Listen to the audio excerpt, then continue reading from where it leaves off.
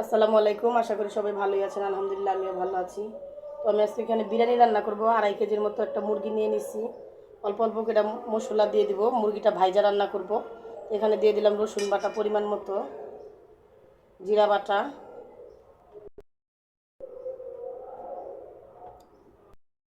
মরিচগুলো দিয়ে দিব কালারটা একটু ভালো আসার জন্য। আর এখানে আমি কিছু পরিমাণ আলু নিয়ে নিছি। তো আজকে দোকানদাররা যেরকম করে রান্না করে ওরকম করে রান্না করব। আমার মেয়েদের কাছে নাকি এটা ভালো লাগছে। এখানে দিয়ে দেবো পরিমাণ মতো লবণ। আজকে এটা দিয়ে শুধু ভাইজা নিব, তারপরে মশলা, বিরিয়ানির মশলা আছে ওটা পরে দিব। এই মশলা দিয়ে সব পরিমাণ মশলা দেওয়া শেষ। এখন আমি এটা মাখাই নিব। ওই যে এটা মাখাই নিতেছি।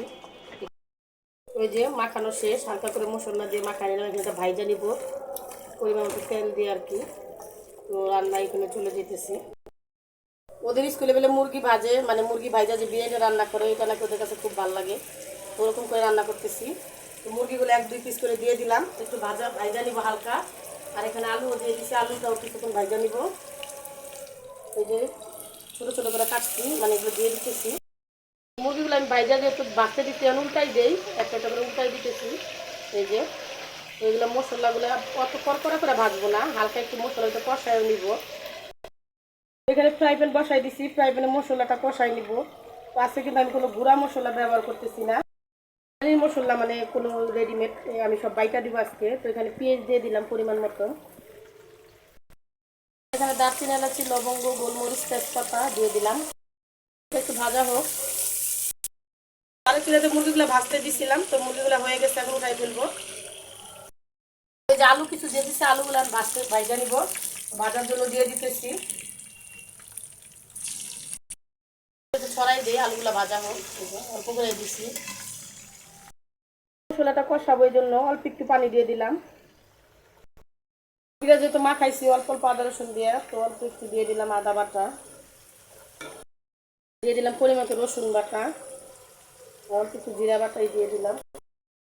আর যেহেতু আজকে কোনো বললাম যে কোনো প্যাকেটের গুঁড়া মশলা দিব না, তো এই যে এখানে আমি সব কিছু বাইটা নিচ্ছি। এই যে এখানে দিয়ে দিতেছি, একটু ব্লেন্ডার করছি, এই জন্য একটু পাতলা হয়েছে আর কি। এই যে এখানে আজকে টক দই কিন্তু ব্যবহার করতেছি না। তো এখানে আমি গুঁড়া দুধ দিয়ে দিব। আর এখানে আপাতত এই যে বেরেস্তা দিয়ে দিলাম কিছু। যেহেতু নাই, তো ওই জন্য যে গুঁড়া দুধগুলো দিয়ে দিলাম। তো লেবু দেওয়া মানে চিপা দিতে চাইছিলাম, মনে ছিল না। তো গুঁড়া দিয়ে দিয়ে আজকে কামটা চালাই দিই। এই যে মশলাটা একটু কষানো হোক। এই যে মশলাটা কষানো হয়েছে, মুরগিগুলো যেহেতু ভাইজা রাখছিলাম, তো আর একটু হালকা করে কষাই নেই। এই যে ঢাইলা দিলাম সবগুলা, ডাইলা নিচ্ছি একটু হালকা, এটা দিয়ে মশলা দিয়ে কষায় উঠাই নিব। কারণ লোকেরা যে ভাইজা দেয় ওইটা আমার কাছে তো ভালো লাগে না। এখানে হালকা একটু কষাই নিতেছি। দিছি, টক দিয়ে দিতে পারলাম না, তো এখানে আমি একটু পানি দিয়ে দিলাম, যেন একটু হালকা একটু সিদ্ধ হয়, বেশি দিলাম না। আমার কষানো হয়ে গেছে, মানে একটু সিদ্ধ হয়ে গেলে আমি উঠাই ফেলবো। উঠাইয়া তারপরে আপনার ওই চালটা দিয়ে দিব।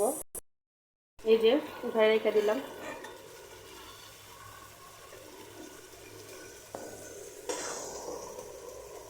তো এই যে সম্পূর্ণ উঠাই নিবে। চালটা দিয়ে দেবো, আগে থেকে ধুয়ে যে ঝরাই রাখছিলাম চালের মধ্যে। একটু ভাইজা নেই, এই যে একটু ভালো করে ভাইজা নিব। এই চালটা ভাজা শেষ, তো এখানে মুরগি মাংসটা দিয়ে দিব। এই যে আর একটু ভাজা ভাজা করে নেব আর কি। এই যে একটু ভাজা ভাজা করে নিই আর একটু।